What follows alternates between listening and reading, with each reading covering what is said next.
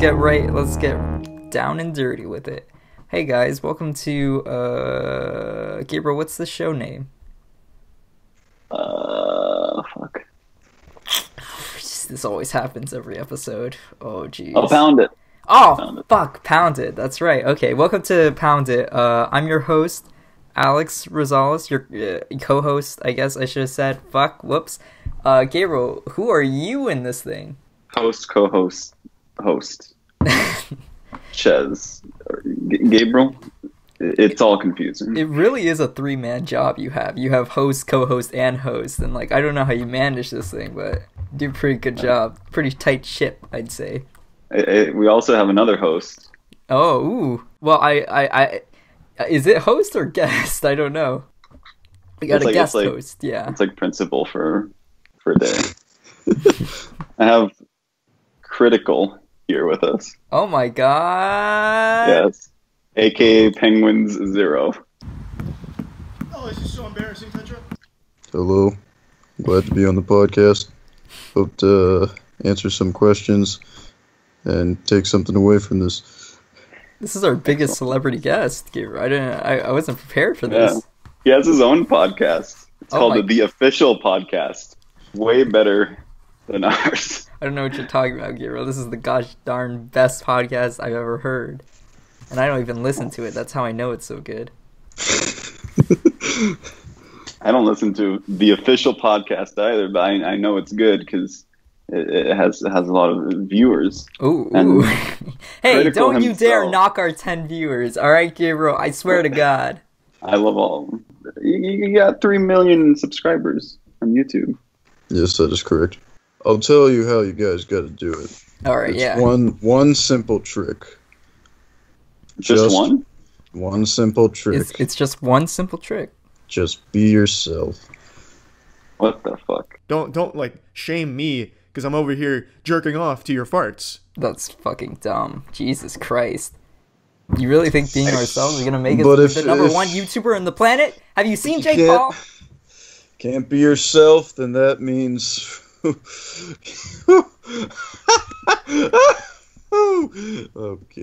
That's no fun. Have you always wanted to be a YouTuber? When I was born, the YouTube's logo was handed down to me. I held it in my hands and I thought to myself before I could even think cognitively, this is it. This is what I want. This is what I am. This is what I do. Did you suck the views from your mom's teats? Oh yeah. How do they taste? Creamier than whole milk. A little bit of French vanilla. I heard they have a little bit of red bean in there, you know. Only on a good day. A little red thing. All right, can we actually introduce our guest, or? No. Well, we already did. Oh yeah, you're right. All right, well I'm gonna say the theme of this episode. It's Christmas time, folks. You know, it's the holly jolly days. We're here to celebrate all the good times, all the Santas, the Saint Marys, the Jesuses. You know, we're here.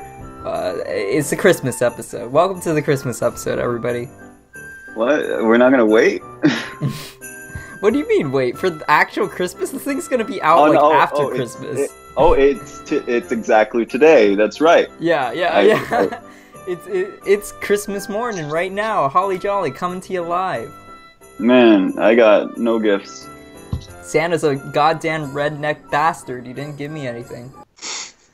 This audio file of Pound It will be under my Christmas tree, and I just can't wait, man. Put my hands around it. I've never met you before in my life. Yeah, it's kind of weird. Critical went to my art school. Mm-hmm. Phase. I'm stopping this bit right now because so many people are gonna be so confused. What are you talking about? I'm not gonna let our viewers be fools like this. Okay. His real name is Charlie. Yeah. That's correct. Yes. Charlie, Critical, Penguins, Cocksucker. You go for a lot of names. Yes. I'm not gonna let this happen the whole podcast, Gabriel. No way this is gonna slide. What are you talking about? You're embarrassing me. In front of Critical. Yeah. You guys are nerds, man. You guys are nerds. I don't know if I can do this much longer. You guys are nerds. Okay, so Critical went to my art school, as I said. I don't know what brought him there, because he's not going there anymore next semester. It's a shame. Oh yeah, he's got how many subscribers? He doesn't need that. My tuition was entirely funded by my Patreon Patreon patrons. I thought I posted something about how we do it for the lulz, man. For what? For what? I can't do this anymore. I can't. Good, alright. I still want his name in the title to be Critical.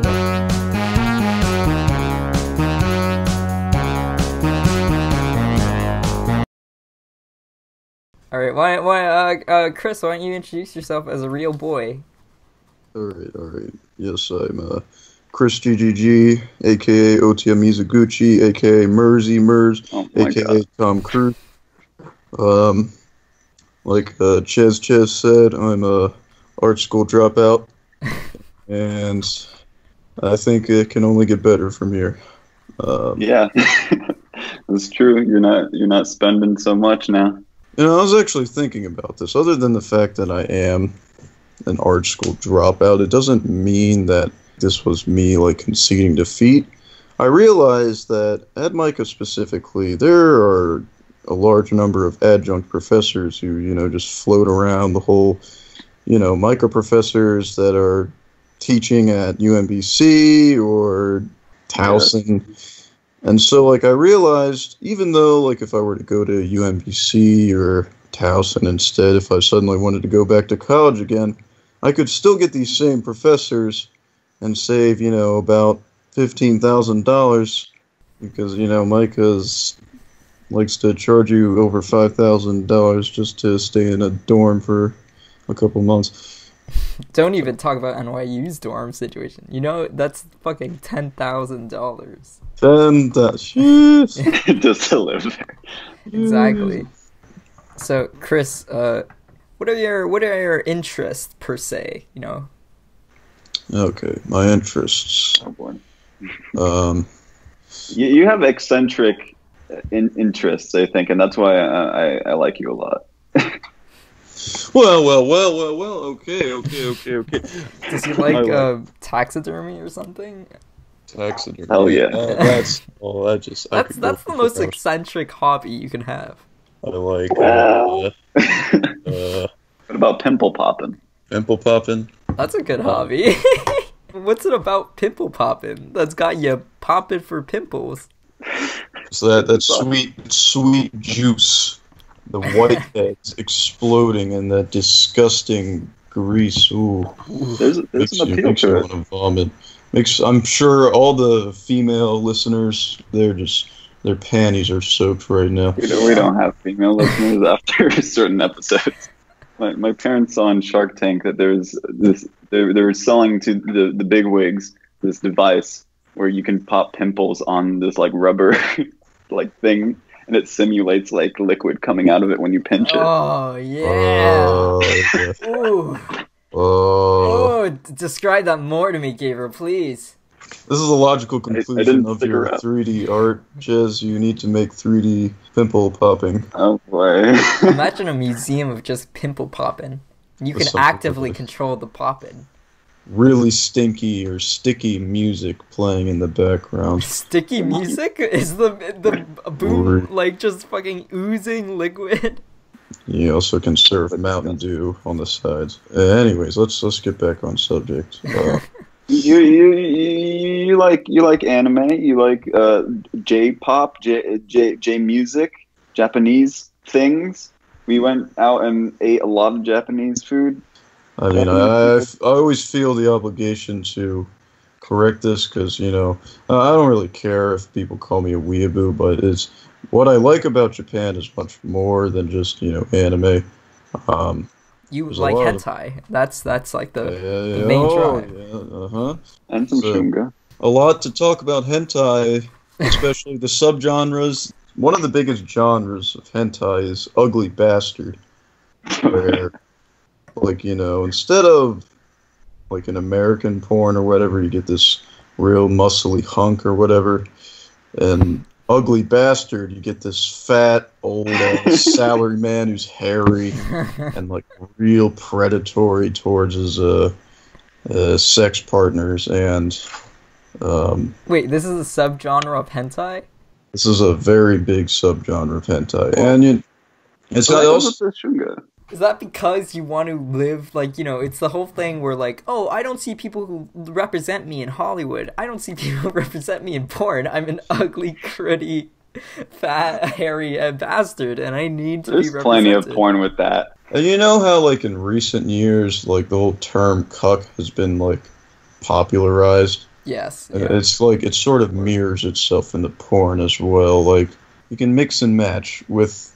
The ugly bastard has been a staple for all time, but now that there's resurged interest in cuckold porn, you mix that. You get an ugly bastard banging also a cuck? your girlfriend. No, he's not. No. It's me. Yeah, It's me behind the screen looking. Every porno is. You're like, cuckold. oh my god, that's my girlfriend. An ugly bastard. He's just enjoying it. He's just taking his time. He might have a heart attack, but he's... Wait, Ooh. do you think technology in the future could ever get to the point where, like, it will recognize you, it would go on your Facebook page, find out, like, who you're in a relationship with or whatever, and then, like, it'll make porn about that? Or, like... Of course it will! And then you're just, like, watching, and you're like, I don't know how I feel about this. I'm watching an ugly bastard fuck my wife. It's inevitable. You're gonna be able to watch yourself fuck your girlfriend. Or anybody. I prefer the ugly bastard, you know, cuckold porn, you know, where I'm like, I know I'm the one who's getting cucked, but I'm so glad he's you enjoying. see yourself sitting in the corner. crying despairfully. Oh, man, this AI is fucking my wife. Oh, have mercy. For what we can do at this time and point... this point in time, my bad, is that we have to rise to fame so that horny women write fan fictions about us. That's the best we can do. Wait, about who? Like us? About like this us? podcast? I have a friend who, like, actually had fan fiction written about them, and like he read it himself, and man, that was the wildest experience. Of themselves or their friends or people they know? No, okay, so, like, my friend was in a pretty famous band that toured around the country, and okay. their fan base was pretty young girls, like 15, etc., etc. And this fan fiction, she inserts herself, you know, like, getting all hot and steamy with the guitarist of the band. And I think she sent it to the guitarist, and he read it, and he was like, okay, thanks. That's success right there. Yeah, that's how you know you've made it. Everyone who got Me Too, they did not get a fanfiction written about them and sent to them. And that's why that happened. Uh-huh. Do you think there's a fan fiction of Louis C.K.? Oh, he's not. He's like on the line of it. Yeah. No, but like, no, it's not. It's not a joke. It's genuine. I think there are. I think there's some middle-aged older women who wrote that. I mean, Louis C.K., he did have some enduring charm. And especially now, I think now he's become kind of a sex symbol now. Okay. For better or worse. So I think... I mean... Harvey, then. No, I don't think Harvey at all. Okay. That's the thing. No one would do that for Harvey. There's no redeeming qualities in that boy. When you look at him, when you hear him... Maybe it's like it's so bad it becomes good again. Is that how relationships work? It's not a relationship, it's a fantasy. Oh, okay. Do you ever like, oh fuck, I really hate this person. Oh yeah. All the time? You know a thought I had? I'm extremely jealous of beautiful women. I wish I could be objectified like them. Would you be a slut? You want to be catcalled? I would love that experience because I don't think I've ever been hit on before. I think a man would really like that. But They don't. I don't know though. If you're attractive, you get it. You know, you'll get objectified even if you're a guy and attractive. And you know, like the only time I got hit on was by a guy.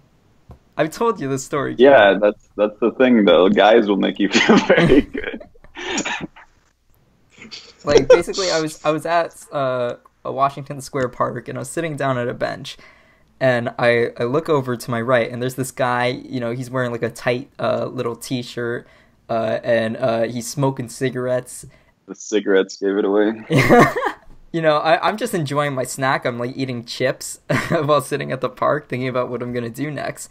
And then he like scoots over to me, and he leans over and he makes a joke about like the piano player playing down there. He's like, "Oh, piano players, am I right? I wonder how he got the piano down here. You know, it's the middle of a park. That's crazy." And I'm like, "Haha, yeah, that is." And then after another 5 minutes of silence, he starts like getting a little bit closer to me each little time, and he's like, "I'm from Paris." And then I'm like, "Oh, okay, he's just a friendly Frenchman or something." Or I'm 100% just thinking like, man, this is cool. Like, this is my first week in New York, you know, talking to random strangers on the street, you know, this is probably how it is, you know, this is how life is.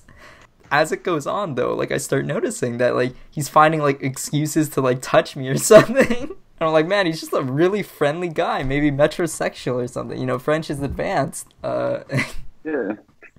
Higher level. I know the last thing that really told it is I was like, okay, I gotta go. I was like, oh, if I'm ever in France or whatever, you know, I'll hit you up. And he's like, oh yeah, sure. You want my phone number? I was like, oh yeah, that'd be cool. And so he gives me his phone number. And he's like, I'm gonna be here for the weekend. You know, if you ever want to hang out, you know, I got a place just down two blocks from here. And I was like, oh, cool, all right. And then he was like, nice to meet you. And he looked at because I had an NYU name tag on my shirt, and like he did that finger thing, you know, where like you go from the chest all the way to the face. It's like, Alex. Cool. Good. You gotta be wary of those French. They're all extremely horny, like beyond us Americans conceive of. That's the thing about all like French philosophy too. All their books are just about them being horny. How can you live in a body that's so turned on? We need oppression. The only reason I wish to be a beautiful woman is to experience being actually hit on by like something that's not my same sex. I don't know. I just think it's kind of depressing in a sense. Like me and Chez have talked about how women use Tinder and how like every like that they do is a guaranteed match. And you know, you get all these horn dogs in their messages who are like, it's so low effort puns, and oh man, I just have some respect for yourself. I don't know. That's so great though. I wanna read those. I'm a big fan of bad puns. I mean, come on. It's not even like charming puns. It's just trying puns. Like how trying? Give me an example one. I don't know. Other than puns, it's also another thing that like limp dick guys do is like they'll message a girl and be like, "Hey, do you know this band or album or movie that I like? I'm so cool, blah blah blah." And they'll be like, "No," or "Yes," depending on the person, and the end result will be like, "Oh, you should check them out," and the girl will be like, "Okay," and then the guy will be like, "All right, show me your panties now." I gave you a recommendation. I cannot believe how many guys there are like that out there. Okay, here let me read out a conversation that could happen between straight people on Tinder. Okay, I'm gonna be the guy. Okay. Hey, funny that we matched. I didn't think I'd see you again. Smiley face. Girl, did we meet in person or Tinder? Guy, haha, you don't remember hanging out at my apartment? Girl, when? I'm also drunk AF right now, not gonna lie. Boy, next weekend. Girl, ooh, smooth. You got style. Boy, that's Thanks. That's what my mom tells me. Okay, I just googled Tinder pickup lines, and that was the first result. That's pretty charming. I don't know. That one was not bad. Okay. And that one seemed reciprocated. I don't know. That one was a bad example for like a bad pickup line. There's one that I read yesterday that I liked. I'm gonna quickly find it. All right. Girl, I'm either eating your ass or beating your ass tonight. Your choice. Yeah. Okay, that's yep. See, but like we as guys, we don't even get the chance of getting something interesting like that. Well, this is kind of weird though. If you've ever hit it on by a girl, there's this really, really ugly sexual tension because, you know, they act upon their attraction or whatever based on the premise that I'm a girl, therefore he must like me, and I have boobies or whatever. And, you know, like, if you reject them or whatever, well, man. Well, you sound like you got a story, Chris. Why don't you tell it? It's not really a story. It's just that I'm kind of a heartbreaker. I was a heartbreaker in high school. XD. Yeah, why didn't you see? This is what I wanted to get out. Why don't you talk about this? Do you have a story, or should we reenact how you would respond to it? Hey, Chris. I see you all the time in the cafeteria, and I think you're real cute. You want to go to the movies with me and see Into the Spider-Verse? Sorry, I'm busy tonight. I got a serious baiting session. What's the baiting session? I'll see you later. Oh, okay, see you around. See you in gym. Now in gym. You see, you'd say, you'd see me later, now it's later, hey! Can you fuck off? Please let me alone. What? I thought you liked me! I gotta take a wet shit right now. Oh, what is going on here? I'm gonna shit my pants. Oh!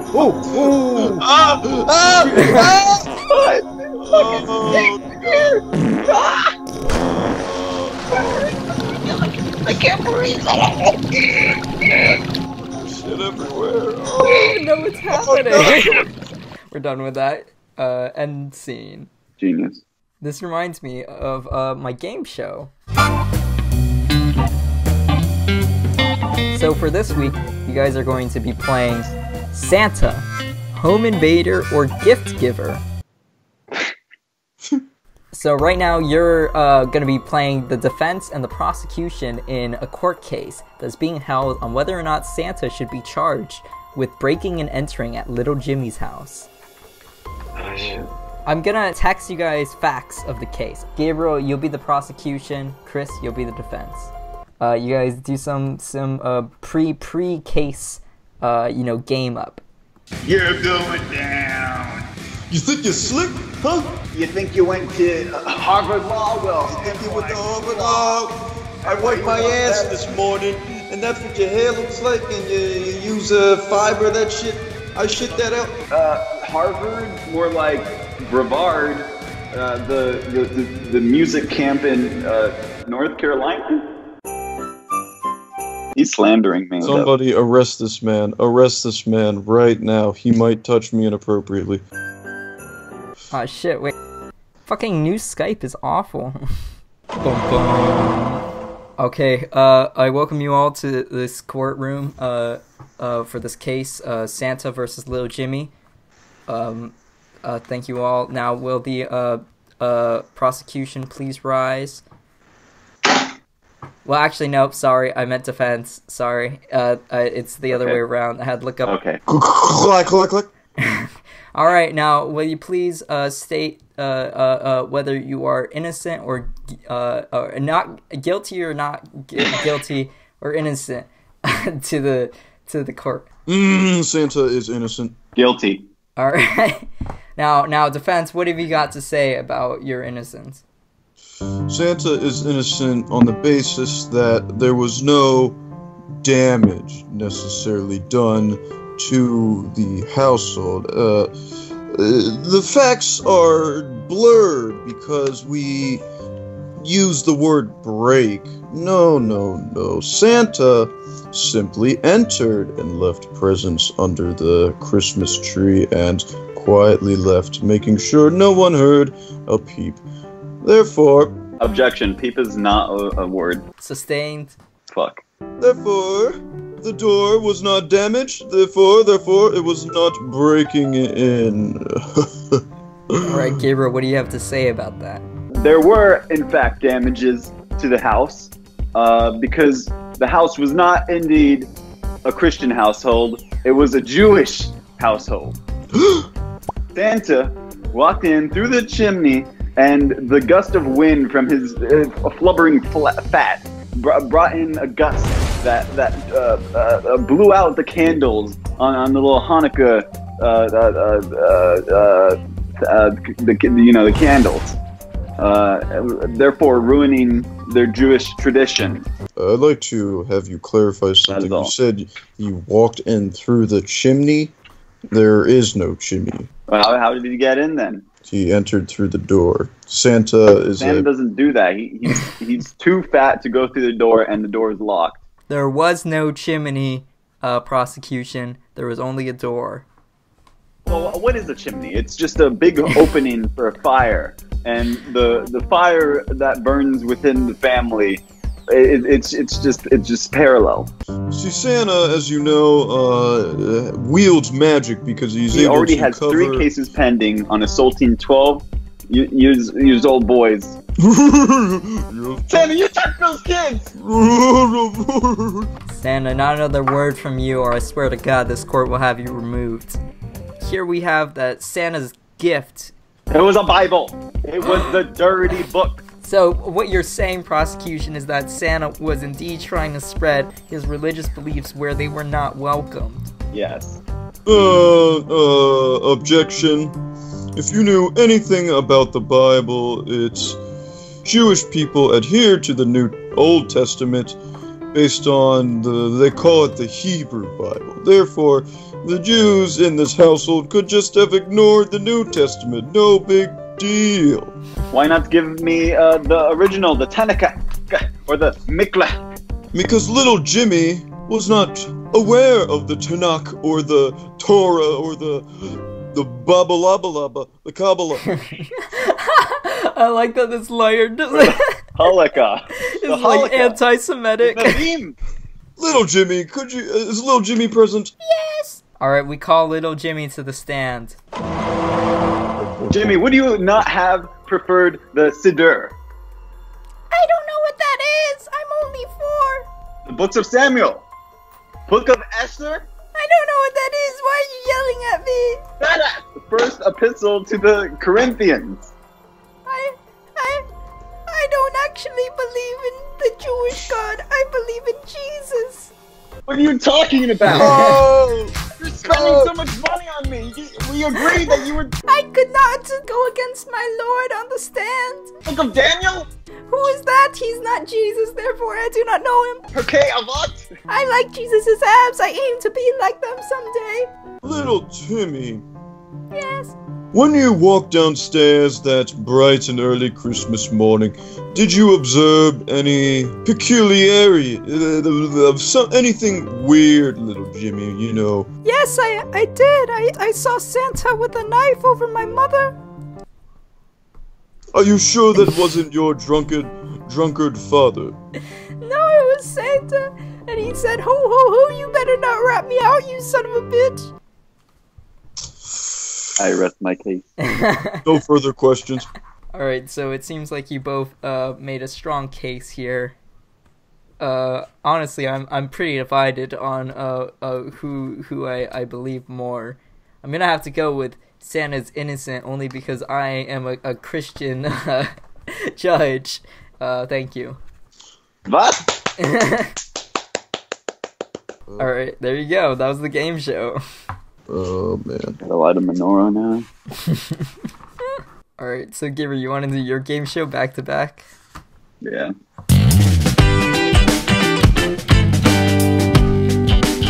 my game show. Title: Higher or Lower. Ooh. Okay.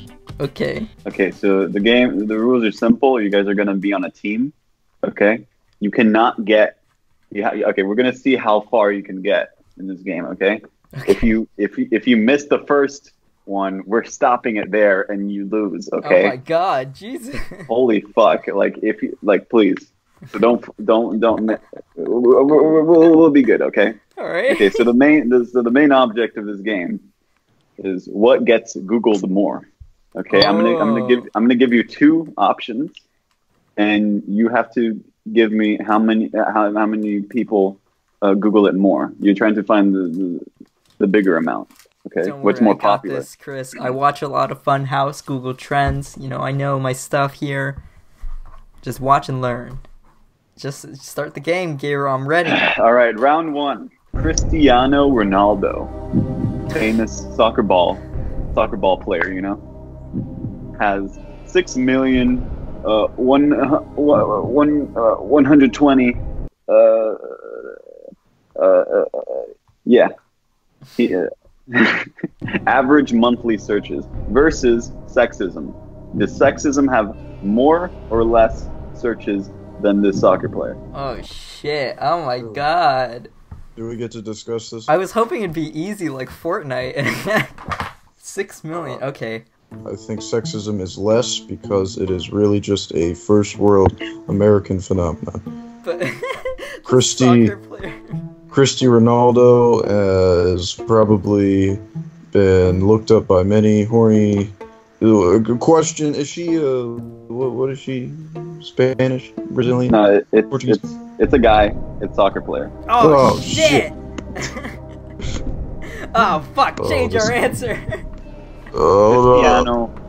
He's pretty good looking. So I don't know. But more than sexism, I mean, come on. Sexism is like you could just Google sexism at any time of the day. You know, you say something, you're like, He is a celebrity. see, I've never heard of Cristiano Ronaldo. You know, and he's not my type. Okay, you'd be surprised. I don't know the answer either. Oh, okay. I Shit. feel it. Oh my God. All right. Chris, Too. do you want? I'm still for Cristiano Ronaldo. All right, I'll trust you, Chris. I'll trust you. He gets more. Okay, so sexism is lower. Yes, that's our vote. You are correct. Oh! Sexism has 800,000 monthly searches. Okay. Okay. Ooh. Okay, so sexism versus IP address. I think sexism. Well, because this IP is such a small niche of like people who really care about like the 823,000. Is what sexism? Yeah. I don't know, Chris. What do you think? I mean, we're just saying IP address just in general, not like nothing more specific than that. What comes to mind when I hear IP address is an old geezer trying to figure out how to use his computer. Do you think there's enough old geezers doing that? 'Cause I don't know. So I mean, the more we talk about sexism, it's what everyone's talking about. But really, I mean, we did it on this podcast today. I mean, if we look outside the box and look at ourselves, we're all college students, and that we have biases here. I'm going for IP address. That's my answer. oh shit! Can we vote on two separate things? Can one of us be eliminated? You guys have to do like a verbal rock paper scissors or something. No. All right, then I'll agree with IP address. I don't know. I feel like it wouldn't be. Yeah, I think sexism is better. I was for sexism, but then you told me I'm not gonna betray my teammate. I'm not gonna. Just let us vote on like separate things. Okay, so what? I'm for sexism. Chris is for IP address. No, I'm not doing it. What? Pick a number between 1 and 5. 5. 6. Ah, shit. 2. Okay. Again. 5. 2. Again. 5. 2. I'm picking higher. You lost. Wait, did we lose? Yeah. Sexism has more searches than IP address. Hey! I voted sexism. Why can't I move on? Okay, you can move on then. Fine. How about we do a point score? Okay, so Okay. me and him both got 1 point from the first round. Now I have 2, and he has 1. Okay, fine. Whoever gets to 5 points. The next word. HIV has the same amount of monthly searches as sexism, basically. 823,000. Is that just a fun fact? No, it's serious. Versus Power Rangers. Okay, ooh. I'm gonna go with Power Ranger. Oh, wait, Power... Is there a Power Rangers show still going on right now? Are kids still watching the Power Rangers? I don't think so. Fuck, I'm gonna have to go with HIV then, because that's still ongoing. You know, I gotta go with what's hip and now. HIV. Alright, we Okay, both so go Power Rangers is lower. Yeah! Alright, we both got a point. No, wait, it's not. What? I just read it out. They have 4 million searches. Oh, fuck! Yeah. What? You guys suck. That's a dying show! Okay. The Bible. Who watches Okay. Power Rangers? The Where Bible are you guys? has 2,240,000 monthly searches. Ice hockey has higher or lower? Oh my god. I'm voting the Bible after our last discussion with Israel. It's the most popular book. Bible. Putting lower. Correct. That was pretty easy, okay? That was And that was ice hockey has 74,000, okay? Ice hockey versus Disney. Disney. 74,000 monthly searches. Come on, Disney. Okay. Yeah, Disney has 2,700,000. Alright, I'm 1 point away from winning it. Alright, this round, Chris, you and I both have to vote different. So, Chris, you pick your vote and I'll go whatever opposite. Disney versus Doberman. What the fuck is Doberman? The dog. Doberman the dog. Disney. I chose Disney. You have to go Doberman. Alright, I gotta go with... I'm rooting for the underdog, as they say. Okay. It's obviously Disney. Fuck! Doberman. Shit! Doberman has 201,000. How can you let me down, Doberman? Okay, What so the you guys heck? are neck and neck. The next one, Doberman versus Stolen Generation. Stolen Generation. Yeah, I'm gonna go with Stolen Generation. No, actually, no. To make it interesting, I'm gonna go with Doberman. I'm counting on my boy, my lucky boy. You know, he's gonna see me through the end. Okay, Doberman versus Stolen Generation. Stolen Generation has 18,100. It loses. Wait, how much does Doberman have? You can't rig the system. Doberman's 200,000. It wins. Doberman wins. Doberman is more popular than the Lost Generation or the Stolen. I knew it. I knew I could count on my boy, my lucky, good looking boy. I know Chris is a good Christian boy, and I think that's why he won.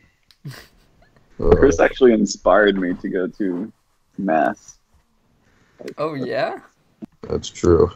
What about God is fascinating you?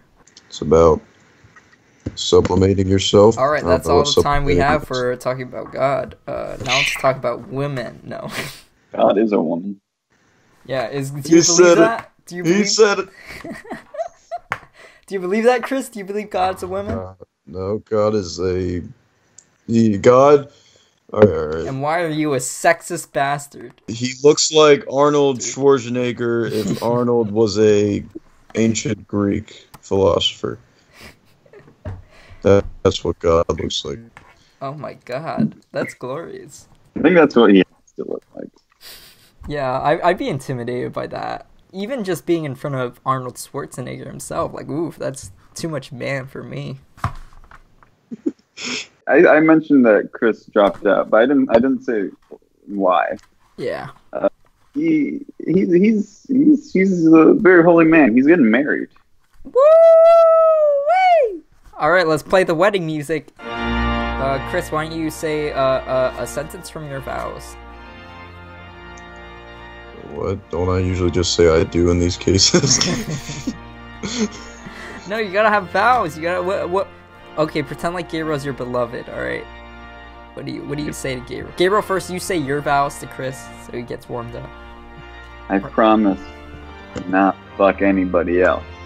Aww. And I promise to uphold these Christian values and raise our kids Catholic. Aww. Roman Catholic. Let me give me a second. All right. Let me think. Let's see here. Having known you, every other woman seems a stranger now. I glimpsed perfection but once, and am condemned to see only mediocrity thereafter. Unknown to you, a romantic. That didn't really work out. I tried to steal something. Oh, you Googled something for me?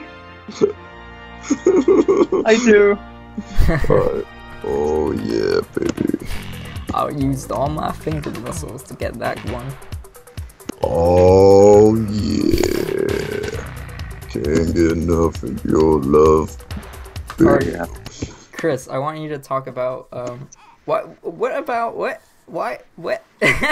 You're getting married at such a young age. What's going on? That is true. I am pretty much 21 right now. My engaged partner, she is only 20, and You're a I think cougar. I am A baby snatcher. propelled forward by a very blind romanticism that, you know. Otherwise, I mean, a lot of people are very cynical about dating because it's all about the sexual liberation from the 60s. I have a lot of online friends who are, you know, nearing 30, over 30, and most of them are single, and they've had some, you know, interactions with women. They've had some sex here and there. They've had some thrilling relationships. But, of course, here now we have these single 30-year-old dudes who are really sad working kind of shitty jobs. So my question is then, are you marrying this woman so you can not have sex, you know, occasionally? You don't have it all the time. As it's said to happen in marriage, you know, you got your what? It's As it's said in the Bible. As is said in the Bible. Have sex every day. That's Corinthians 3:13. You get kind of tired of that, and it becomes half platonic, half physical.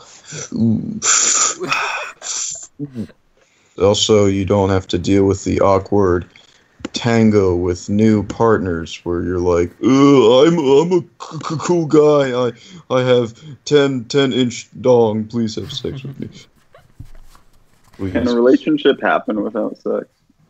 I've seen a lot of argument on it, and I'm not counting asexuals or both the people being asexual. Well, let's step back for a second, and let me mention my foundations with the girl I'm engaged with. This is a long-distance relationship. I actually met her over the internet, and as you know, You're like Donkey and Leah. you can't have sex with someone over the internet. What? Oh, I'm sorry. NASA, get on this. Skype sex is that's kind of stupid if you really think about it. Yeah, it feels dumb. Not that I would know. Then again, I don't know if you really qualify an internet-based relationship as a real relationship. That's it. The thing about long-distance relationships that are created from internet relationships, I've noticed that this is not just for me, it's for just about every internet relationship I've seen. As soon as they see each other, their horny wiles flare up like nobody's business. It's like an Exxon explodes over a fire that's already, existing. The fire just is out of control. It's unruly. And so thus, in the week or two that they spend with each other, they're having this internet couple. They're just doing it all the time, and they aren't doing much else. Yeah, go Donkey and Leah. It really depends on your qualification of a relationship. Ultimately, I think no. The answer is no. You must do it, even if you're a good Christian boy. Sex, you cannot have an entirely platonic relationship. That will not work. Dude, I think that's called a friendship. Yeah. And look how far it's gotten us, huh, Gabriel, Cause all sorts of problems, Every time I'm angry at you, Gabriel, it's because you won't fuck me. It's like, Jesus Christ. So true. So You can relate. Please tell me, what was it about her on the internet, that drew you to her? Well, hopefully it doesn't sound derogatory. It will sound derogatory, but it is not. I'm prefacing this. It is not. I firmly believe that a woman should stay in a kitchen. No. Oh, well, kitchen. I like it. Yeah. Well, yes, that is true, but my mannerisms, my affect, it all gives the sense that I believe that I'm a retard. And, This is my firm belief in life. I live my life like I live I'm my probably life as a retard. And that is how it is. I refuse to change my behavior. No matter how much books I read, no matter how much life experience I get, I'm still a retard at heart. This is the same for my partner. She's pretty retarded. I love this. It's a match made in heaven. I wouldn't have it any other way. I wouldn't, as this intellectual, it's not going to work that way. We're both retarded, and we will be retarded until we die. I love that. That reminds me of a thought I've had, where, how do you know you're not retarded? Okay, or mentally challenged. How do you know that? How do you, you're living your life through your own experience, your own head, or whatever, and you can be interpreting yourself as normal, projecting, oh, I'm just like everybody else. But what if everybody sees you as, a guy with, a fucking, bicycle helmet strapped on, and, you're in a wheelchair, and you don't even know it? That reminds me of the Futurama episode where the old professor boy goes to a planet where everyone is much smarter than him. How do you know everybody's not just stupid? What if, I think this at NYU, I'm like, wow, we're either all really smart or we're just really, really everyone's stupid dumb. at something. You can't dedicate yourself to everything, obviously.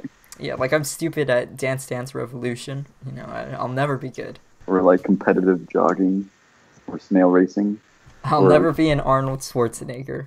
As soon as you have the thought, am I retarded? Then you're not retarded. Wait a second. That's it.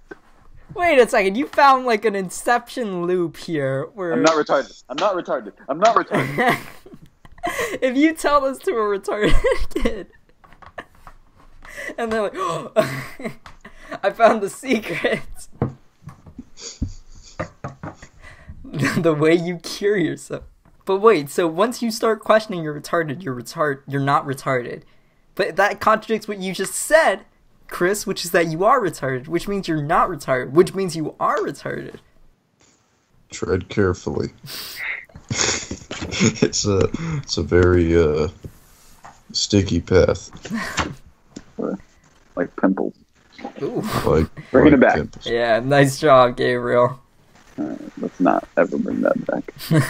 Now, Chris, So Gabriel once showed me that she drew you something, right? And like your girl from online, is that correct? Am I getting that correct? Like she drew you like something nice and pretty? That is true. I don't remember sending that to Ches, but that is true. You showed me IRL. He hacked your phone. Yeah, Damn. that's why your phone broke. Oh, you piece of shit. Yes, that is true. Yeah, like what's the significance of that picture? Because I forgot. Well, if you recall, the content of that picture is that it's a graphite drawing of a forest, like a house buried in the forest. It's like a nice small, and just the sensibility from that picture. It's very traditional to me. It speaks to me in the sense that, like, I don't know, words can't really describe. It's very traditional, and like I said, again, me getting married at this young age, it's sheer romanticism. It's sheer romanticism of the past, where, you know, in the 50s or so, everyone got married young and just worked their asses off. They didn't really care about college degrees or careers. And then also, like, the fact that the cabin kind of sits deeply in the woods, it appeals to me in the sense that it's a very private, intimate thing. A lot of relationships nowadays are just, let me just vomit my guts onto you, and if you like it, then we'll have sex. I don't know. I mean, I don't hear anything wrong with that. That's like the perfect relationship you're describing. And word gets around. I really do not like how a girl will be like, oh yeah, I just got dick from so-and-so, and then the other girls will be like, ooh, is this dick good? And then the girl will be like, yeah, sure. Hell yeah! And then other girls get funny ideas. It makes me paranoid. So the drawing reflects this sort of tradition. Not tradition, but just traditionalism. You know, what you were saying, though, Chris, it kind of reminded me, when I was young, I idolized, like, this small-time comedian / like YouTuber guy, like Elliot Morgan in SourceFed, and like I remember, like, I was like, oh my god, he's married at 22. I was like, that's pretty cool. Like, that's so different, you know. That's what I told him. It's rock and roll to get married now. Yeah, for me, I was like, man, that's counterculture, you know. That's like all these open relationships. That's not good. I remember being so heartbroken when I found out, like, he got divorced like a couple years ago. That's terrible. Yeah, exactly. And no, the divorce is not terrible. What? No, there's a Louis C.K. joke where no people, no two happy people got a divorce. They were suffering in that relationship. They had to expunge it.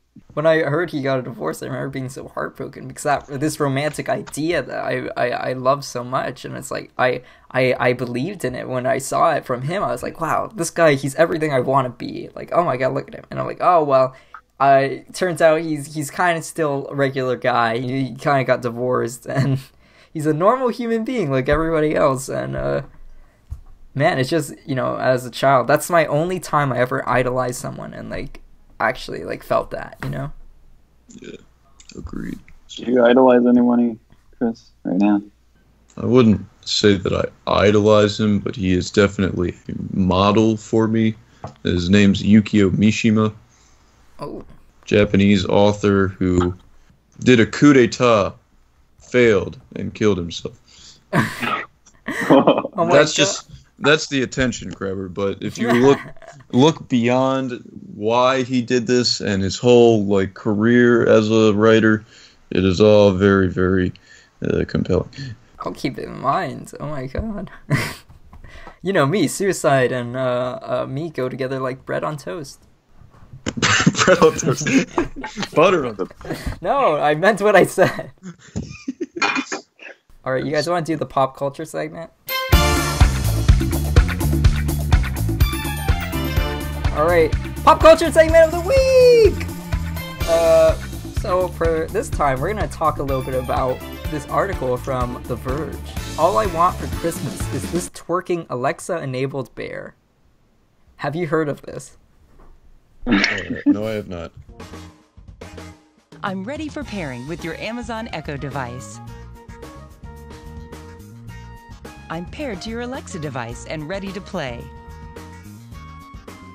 So essentially, is you connect your Alexa to this auto robotic bear, and like whatever comes out of your Alexa, whether it's speaking or a phone call or a music, your bear / you can own a Santa too will twerk to it, and it will twerk to the voices. It will twerk to the beats. It will even open its mouth sometimes.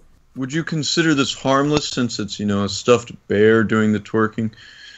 I don't think so. I think or this either is completely harmless or extremely harmful. I don't know. You tell me. I want it. And I can't even imagine what it looked like because bears. When I imagine a stuffed bear, they're usually sitting down. Does the bear have an ass? Oh yeah, they got ass. Oh yeah, that's. What the fuck? There's a Santa there too. That is. I think what makes it so uncomfortable is how juicy their asses are. I think that's where I draw the line. That's something you get as a kid and you don't really understand until much later in life. And the sheer bizarre nature of this is a very formative experience. Is this marketed towards kids? I would feel like. I don't know. I hope not. I don't think so. It's probably marketed to middle-aged moms. You're right. I'm depressed either way. It's kind of sad how normalized twerking It's like a has become. Spencer's.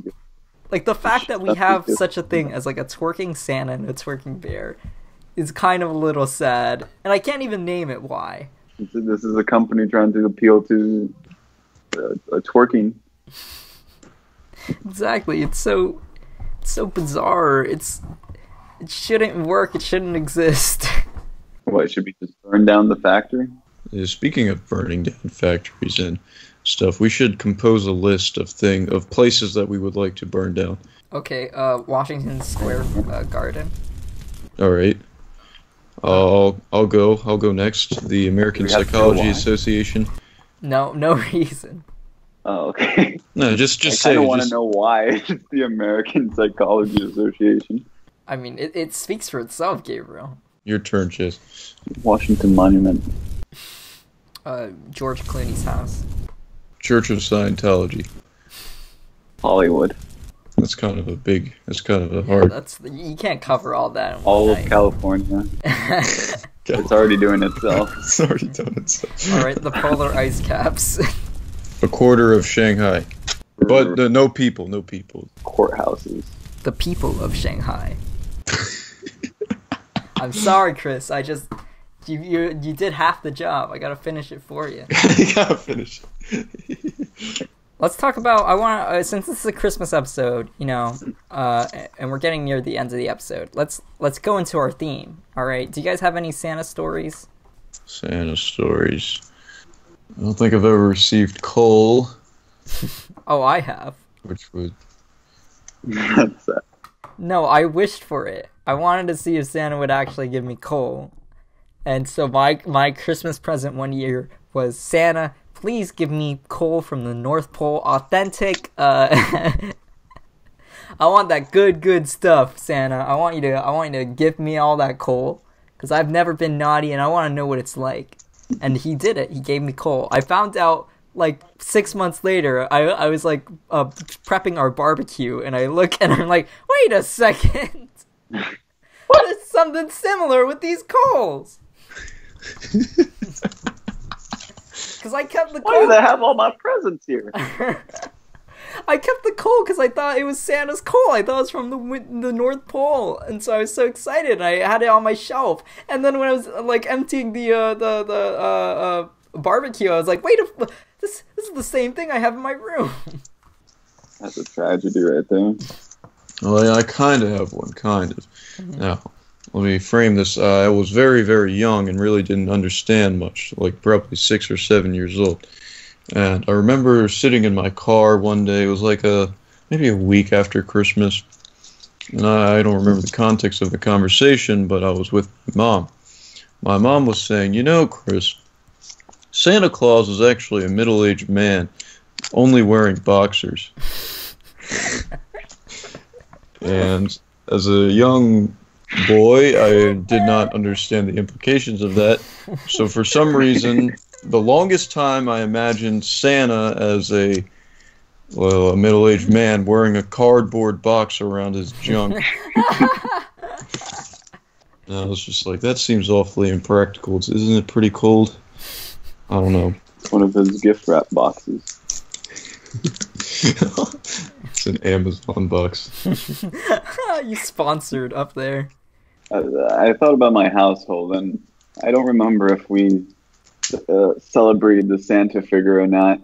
I think we did, but I caught on really quickly because, like, I remember from kindergarten or that time period where I'm just talking to people or going up to people and being like, that asshole that's Santa isn't real. Santa is not real. What? Are you fucking stupid? No, it's your fucking parent. No! You go to bed, he puts the present. No, I can't believe him. You're fucking stupid. Grow a brain cell, you stupid monkey idiot.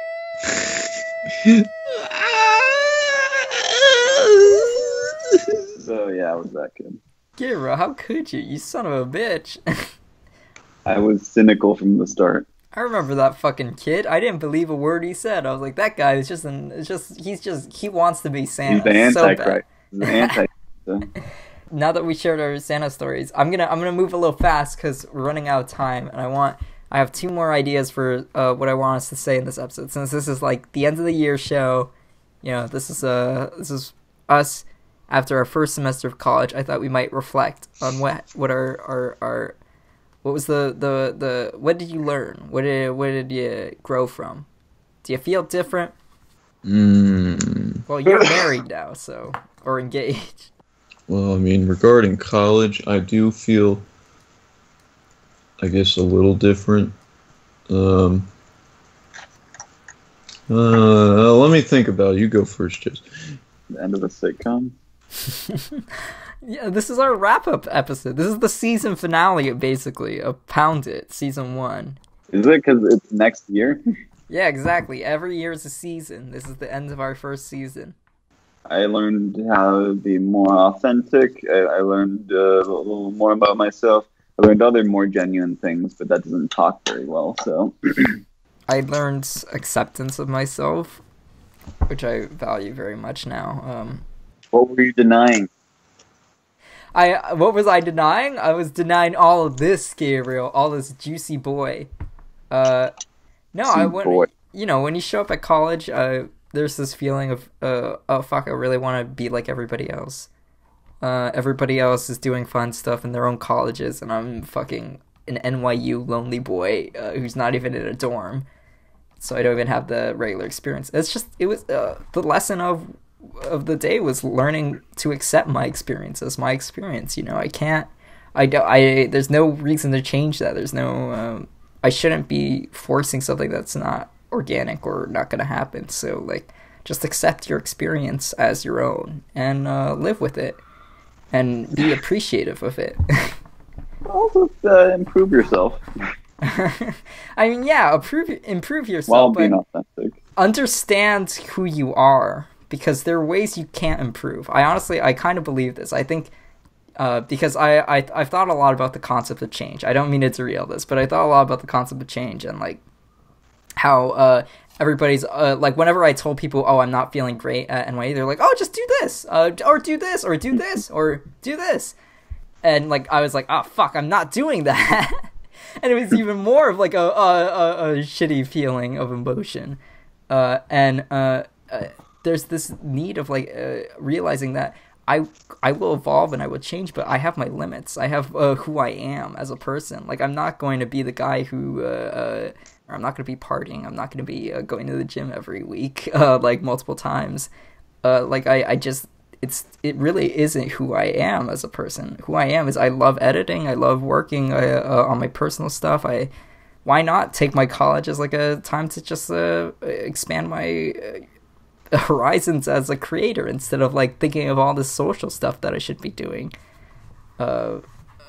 So I decided I'll focus more on like just being myself, and like if people slowly get towards me, get drawn towards my personality and things like that in my work, then there you go, that will happen. I'm not going to seek out people because I just realized how unfulfilling that is as a thing, to just go up to people and be like, hey, hi, ooh, let me see if you want to talk to me. Oh, you don't? Okay. Especially if they have nothing to talk about. Realize that you don't have to be what everybody else is. Be yourself. Be yourself, even if it's even if it's so shitty, even if you're a fat Santa Claus, and I know you're listening to this right now, Santa, and I know you're depressed, and I know you're thinking, oh, well, people only love me one time a year. What, 364 times a year? I'm just this fat asshole in the North Pole. And he has to give something. Exactly. Nobody loves him on a regular basis. They love him because he gives them things. So I know, Santa, you're out there, and you're thinking, why am I not killing myself right now? And I'm telling you, you gotta just love yourself as who you are. You're a fat son of a bitch who likes to treat elves badly and have bad work conditions and drink beer and masturbate for 300 days a year. So just enjoy it. Enjoy what you're doing, even if it's nothing. Because you're gonna die, Santa. Give me 3 words to that. I love you. Oh my God. Are we getting married? Let's make it happen. Next Pound It, the season premiere. It's a wedding. Yeah. All right, I'm sorry, Chris. I ran on a bit over a little rant. Why don't you say what you learned from your college experience? Well, during this college semester, I took a class on Nietzsche, and there's one idea. I will make this as simple as possible. Nietzsche disavows asceticism, when you restrain yourself from eating and things that are pleasurable, basically. To make this, more relevant to us, goofy 20-year-old, 18-year-old dudes, no FAP is an ascetic movement. However, like I said, Nietzsche disavows asceticism because it is not life-affirming. You are denying things that are natural to you. And thus, so let me bring this back to Earth. I learned from this semester that if I want to do something, then I'm going to do it. If I don't want to do something, then I'm not going to do it. And that seems very simple, but it becomes a very, very encompassing worldview. If I want to talk to some girl, even though I'm absolutely certain she'll have no interest in me, which is, 100% of the time, I'll talk to her. If I don't want to go to class, and, even though the Micah specifically, they put on these strict regulations that if you don't show up to class 3 times, you get an F, I still will not attend class because I don't want to do it. If I want to stick my dick in Chez's window, I'll do it. Already been there, man. Happened. It's a very liberating feeling. There's a lot of beta virgin nerds that get so crippled by overthinking and being free from those chains. It feels great. And that is basically what I learned. Or I already knew this, but it just became clear as day and reinforced. Chris, you inspired me so much that I'm just jerking off right now. Because I felt like doing it. Because I want to. Yeah, I want to do it, so I'm doing it. Like, this person's talking to you, and you're like, oh man, I really wish I were jerking off right now. What's stopping you? What's stopping? There's nothing stopping you. Social rules? It doesn't exist. No. Jeez. You've got to be assertive. Assert yourself. That is the man's duty. Okay, so the last segment now, which ties in well with what we just said, is it's going to be... I feel so superficial now. What? People like segments, Gabriel. If you guys have 2 long ass monologues about what you learned, and I just did a joke. Well, Gabriel, that's your personality. What? No, you want to have your monologue? Do your monologue. You could do your monologue to the next question. I'll do the next question. The next question is, okay, it's the end of the year. We're not going to record an episode on New Year's, most likely. So I think now is the best time for us to say our New Year's resolutions. Cement them in stone, in recording. I actually thought about this. So that way, like, next year, at the end of next year's Pound It, we'll be able to discuss whether or not we fulfilled our duties. Okay, but I don't want to go yet, because I thought about thinking about it. I thought about thinking about it? It's in the works. Man, I should really think about this thing. This is gonna... It's gonna be great when I finally... It's not the New Year's yet. Once that ball drops, I'm gonna have something brilliant. Well, I will say this. The resolution for this year was to be more honest and authentic to myself, which is basically what you guys are saying. Hey, do you think you accomplished that? Yes, very much so. How many times do you look in the mirror and say, I'm Gabriel Chess. I'm Gabriel Chess. Well, you know. I'm Gabriel Chess. Everyone in college called me by Ches, so that doesn't really work out. Okay, yeah, you're right.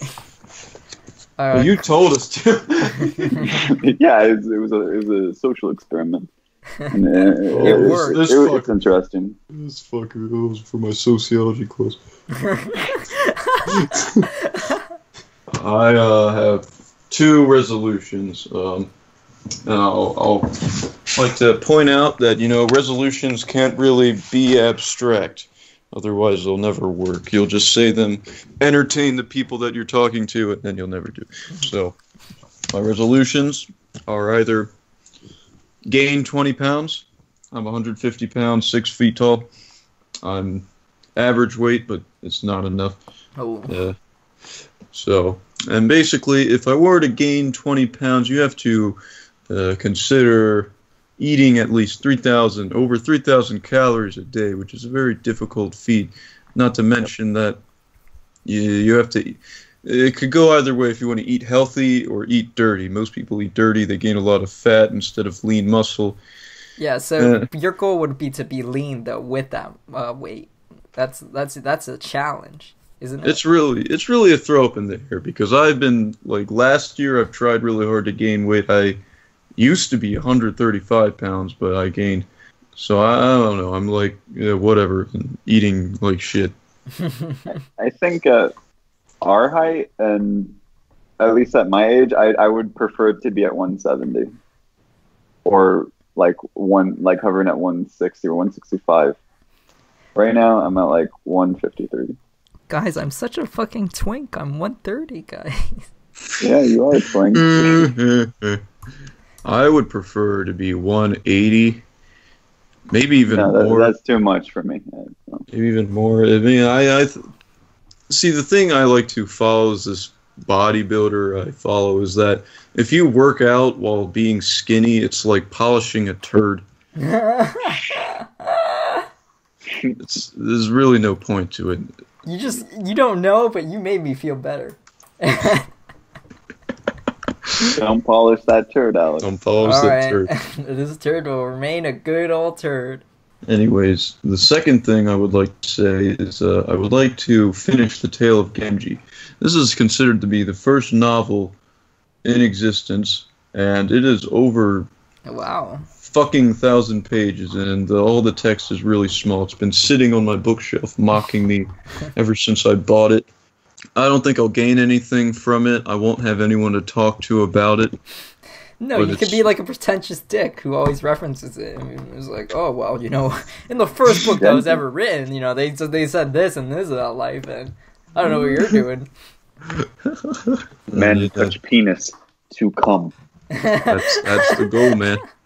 See, Genji, he's kind of interesting because throughout the book, you would get the idea that it's some really huge epic with a great moral theme. Now, Genji is just this guy who has a lot of sex, and in the parts that he's not having sex, he's feeling sorry for himself. Genius. I love it. I'll say my New Year's resolution, which is, as you guys know, I'm a guy that I attract like way too much pussy. You know, it's just like, it's overwhelmingly like, ooh, come on, let go of me. I got other things to do. You know, I got work and ideas to write down. I can't be doing this all day. So my New Year's to become an asexual. My New Year's resolution is to, you know, slow down on that train. You know, just you know, 90% of who I am. I just keep going to frat houses and partying all the time, and I'm like, I gotta stop this. It is. That sounds very problematic. I'm with you 100%. Yeah. Just say no. It's hard, you know? It's hard to say no when they're just always constantly throwing themselves at you. If you're thinking to yourself, man, I really could go for some pussy, but you're denying yourself, that could lead to some serious illnesses. I'm just saying. You see, the fact is, I'm never searching for it. It just comes to me. You know, I'm not even doing it. I'm working on my laptop, and I look down, and it's like, where's this ass come from? Like, Jesus. It's just shaking in my face. Oh God. I'm trying to finish my essay. Gabriel, do you have any New Year's resolution? I have to fully assess all of my weaknesses up to this point and see what's worth doing and what's not worth doing. So. Do you have a joke resolution you want to do? Because I didn't have one ready, so I mean, not to say that mine was a joke, you know, I was speaking from the heart. Pussy makes you crazy, bro. Is that a quote from the first book? That's a quote from the Bible. Yeah. And Jesus said to thy disciples, pussy makes you crazy, bro. I'm pretty sure there would be like a phrase that's not that, you know, brazen, but I don't know what you're talking about. Like lust. There you go. Every time you read lust in the Bible, it's saying pussy. My resolution, I wanna see Critical again next year. IRL. All right. Thank you all for listening to Pound It. I had more questions. I can say them without them being answered. Let's do a speed run of these questions right now. Answer them in like 5 words or less. Everybody. All right, ready, Gabriel? And go. How has your monotone voice affected your life? Have you thought about this? I'm significantly less charismatic. Do you think people don't understand you, or you think they're a mumbler and therefore retarded? The latter. Why do you think you're fascinated with Japanese things? Their culture is infinitely better than American culture, and it always will be. What do you think is the spice that makes Japanese food so tasty, yummy? Japanese are very committed to their craft. Their food is good. Lastly, masculinity or femininity? Masculinity, because the logical conclusion of masculinity is self-destruction. Self-destruction is beautiful. There we have it. I love that. Wow, that's our end quote. Self-destruction is beautiful. All right, thank you everybody for listening. And now let's say the final Pound It phrase all together now. 3, 2, 1. Sarah Jessica Parker is live. Alright, thank you all for listening. Thank you. Bye-bye. Thank you. You ask me what's my pleasure, a movie or a measure. I'll have a cup of tea and tell you of my dreams.